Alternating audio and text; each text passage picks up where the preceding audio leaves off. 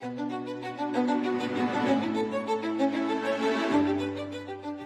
нийтээр 1957 оноос лабораторийн ажилчид 7 хоног буюу 4-р сарын сүүлийн 7 хоногт тэмдэглэн өнгөрүүлдэг. Монгол улс анх 2023 оноос улсын 1-р төв эмнэлэгт тэмдэглэж эхэлжээ. Харин Ховд аймагт бүсийн онцлогоо эмчилгээний төвийн 100 жилийн ойг тохиолдуулан орон нутагт анх удаа лабораторийн ажилчдын 7 хоногийг тэмдэглэн өнгөрүүлж байна. Ховд аймгийн бүсийн онцлогоо эмчилгээний төвийн нэгдсэн лаборатори нь анх 1960 онд үүсгэн байгуулагдажээ.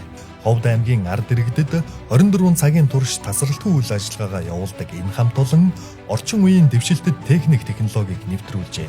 MNS ISO 15189 2008 стандартыг мөрдөн чанарын өндөр түвшинд ажилладаг. Түүнчлэн 2007 оноос хойш 18 жил тасралтгүй гадаад хяналтын хөтөлбөрт амжилттай оролцож байна.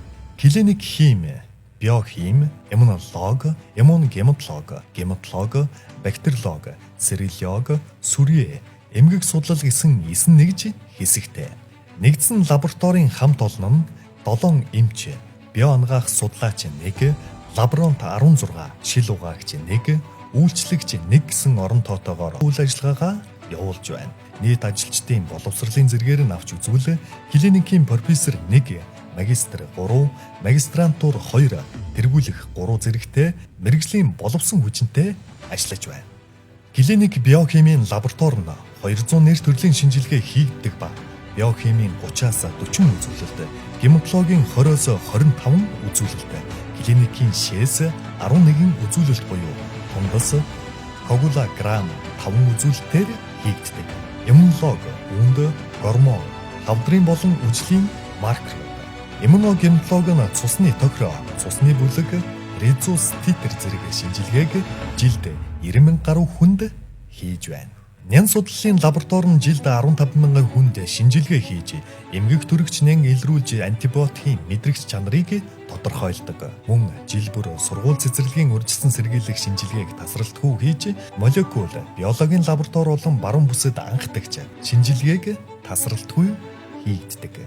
Молекул биологийн лаборатори бол баруун бүсэд анхдагч 2014 оноос эхлэн том COVID-19 элэгний В.З.Д вирусны ачааллыг тоолох PCR шинжилгээг хийж жилд 5,000 сорьц шинжилэн ажиллаж байна. Мөн сүрээгийн лаборатори жилд 780 хүнд шинжилгээ хийдэг. Серологи лабораторийн тухай жилд 13-аас 14,000 хүнд бэлгийн замаар дамжин халдварлах шинжилгээ хийж 30 гаруй төрлийн үүсгэгч оншилдог. Ховд аймагт бэлгийн замын халдварт нэмэгдэж байгаа ч энэ лаборатори бүс нутгийн тэргүүлэгч болох зорилготой ажиллаж байна.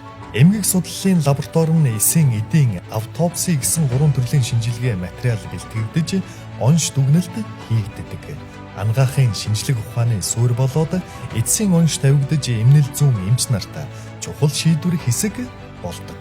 Жилд дунджаар 5,000 гаруй эсийн шинжилгээ, 2,000 гаруй эдийн шинжилгээ хийгдэж байна. Жинхэнэ баатрууд бидний эргэн тойронд үл анзаарагдам оршдог. Тэд бол лабораторийн ажилчид.